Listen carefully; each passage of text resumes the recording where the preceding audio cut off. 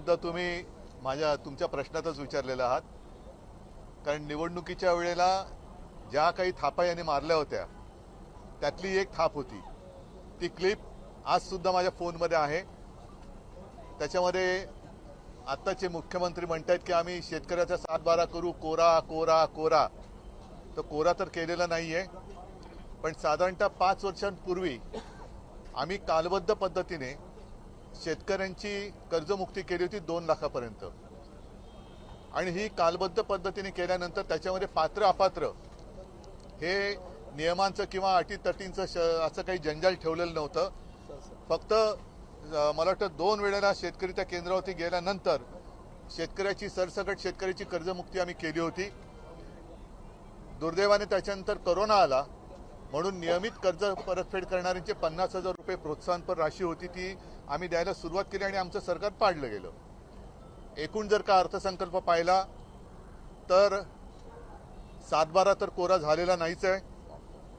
लाडक्या बहिणींचं जे काय भरीव 2100 रुपये देणार होते त्याचा कुठे उल्लेख नाही आहे. कॉन्ट्रॅक्टरसाठी मात्र ठोस योजना आहेत. म्हणजे प्रत्येक ठिकाणी अगदी डिटेलमध्ये त्याचा कुठून कुठे मार्ग किती होणार आहे, किती कोटींचा होणार आहे, या कॉन्ट्रॅक्टरसाठी ठोस योजना आहेत.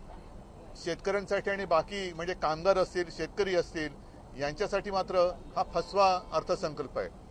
थोडक्यामध्ये विकासाचं मृगजल दाखवणारा हा अर्थसंकल्प आहे. प्रत्येकाला आता काही दिवसानंतर कळेल की या अर्थसंकल्पाने त्याच्या आयुष्यात काय फरक पडणार आहे. मला असं वाटतं एकतर राज्याची आर्थिक परिस्थिती ही कशी आहे हे सगळेजण जाणतात. कर्ज काढून फटाके वाजवणारा हा अर्थसंकल्प आहे. त्यातून मला नाही वाटत राज्याचं काही हित साधलं जाईल. आणि शेतकऱ्याचं जर भलं खरंच करायचं असेल तर पात्र अपात्र ही जी काही त्यांनी शाब्दिक खेळ केलेला आहे तो तसा न करता ज्याप्रमाणे आम्ही कालबद्ध पद्धतीने शेतकऱ्याला 2 लाखापर्यंत कर्जमुक्त केलं होतं तसं त्यांनी किती तारखेपासून 30 सप्टेंबर म्हटले, पण पहिली म्हणजे आमचं सरकार येण्याच्या आधी जी योजना यांनी जाहीर केली होती छत्रपती शिवाजी महाराजांच्या नावाने ती अजून सुरू आहे. अर्थसंकल्पामध्ये वारंवार 2047चा उल्लेख झाला, तर आत्ताची कर्जमुक्ती 2047 पर्यंत तरी पूर्ण करणार का हे मुख्यमंत्र्यांनी स्पष्ट शब्दात सांगावं की या तारखेपर्यंत ही कर्जमुक्ती आम्ही पूर्ण करू. कर्जमाफी सोडून दुसरं वेगळं काही जाणवलं तुम्हाला या बजेटमध्ये?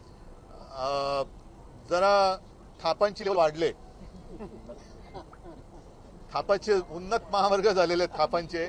मी म्हणजे म्हटलं ना की विकासाचं मृगजळ 2047 कोणी बघितलेलं आहे. आत्ता शेतकऱ्याच्या हातात काय पडणार आहे, आत्ता जो मध्यम वर्गीय आहे त्याच्या हातात काय मिळणार आहे, जो नोकरी करणार आहे, नवीन जी तरुणी आता शिक्षण घेऊन नोकरीच्या शोधात जाणार आहेत त्यांना काय मिळणार आहे. नुसतं त्याच्यासाठी योजना जाहीर केलेल्या आहेत, पण त्या योजनाचा पाठपुरावा कधी करणार आणि त्या योजना पूर्ण कशा होणार, त्याच्यासाठी निधी, या ज्या काही योजना जाहीर केल्या आहेत निधी कुठून आणणार, निधी कुठून आणणार. म्हणून मी म्हटलं ना की कर्ज काढून फटाके वाजवल्यासारखा अर्थसंकल्प आहे. लाडकी बहीण योजना सुरू राहणार म्हटलं, मात्र जे 2100चं आश्वासन दिलं होतं हे कुठेही या नाही ठोस त्याच्यामध्ये काहीच नाहीये. मी म्हणूनच म्हटलं ना की कॉन्ट्रॅक्टरसाठी ठोस योजना आहेत. किती हा महामार्ग किती हजार कोटींचा असेल, तो महामार्ग किती हजार कोटीचा असेल, त्याच्यानंतर हे सगळे रिंग रोड, हे रोड, ते रोड. त्याच्यामध्ये तरी एक बरं झालं की एका ठिकाणी ते मानसोपचार केंद्र काढतात, त्याची खरंच गरज आहे. त्या ठिकाणी सगळ्यांसाठी नाही, तिकडे बाकी सगळे हुशार आहेत, पण केंद्र त्यांनी योग्य ठिकाणी सुरू करतात, त्याच्याबद्दल अभिनंदन. निधी कुठे आणणार आहे, त्यामुळे प्रश्न असा आहे की ज्या प्रकारे योजना ज्या अगोदरच्या होत्या त्या पाहायला मिळत आहे, त्यामुळे निधीची कमतरता असल्यामुळे एकंदरीत महाराष्ट्रावरती 9 लाखांहून अधिकचं कर्ज आहे. तो 10 लाख कोटीच्या वरती दिला असं वाटतंय. आणि 7.5 लाख होतं, आता ते 9 लाख आहे. 1.5 लाख एकाच वर्षात कसे वाढले? अरे हो, पण मी थोडीच आहे मुख्यमंत्री, ज्यांनी वाढवले त्याला विचारा. एकीकडे वृक्षतोड केली जात आहे, दुसरीकडे 300 कोटी वृक्ष नव्यानं लागवड करण्याचा प्लॅनिंग आहे. हा पण अत्यंत महत्वाचा विषय आहे की एक तर वृक्ष का तोडताय, त्याच्यानंतर 300 कोटी म्हणजे तिनावर किती पूज्य हे, आणि ह्या 300 कोटी वृक्षांना तरी जमीन कुठे आहे ते पहिलं दाखवा. ती जमीन पहिली दाखवा.